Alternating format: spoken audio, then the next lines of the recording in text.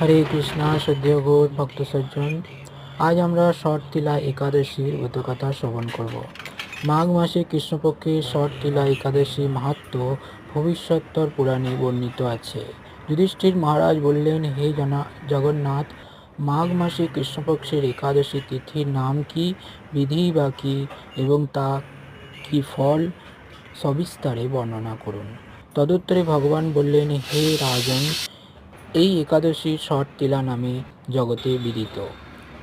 এক সময় দালভ্য ঋষি মুনিশ্রেষ্ঠ পুলকস্থকে জিজ্ঞাসা করলেন, মর্তলোকে মানুষেরা ব্রহ্মহত্যা, গোহত্যা, অন্যের সম্পদ হরণ আদি পাপ কর্ম দ্বারা নরকে গমন করে, যাতে তারা নরক গতি থেকে রক্ষা পায়, তা যথাযথভাবে আমাকে উপদেশ করুন। অনায়াসে সাধন করা যায় এমন কোন কাজের মাধ্যমে যদি তাদের এই পাপ থেকে উদ্ধারের কোনো উপায় থাকে তবে তা বলুন।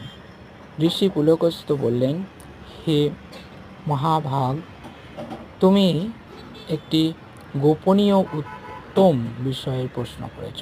মাঘ মাসে সূচি, জিতেন্দ্রিয়, কাম, ক্রোধ আদি শূন্য হয়ে স্নানের পর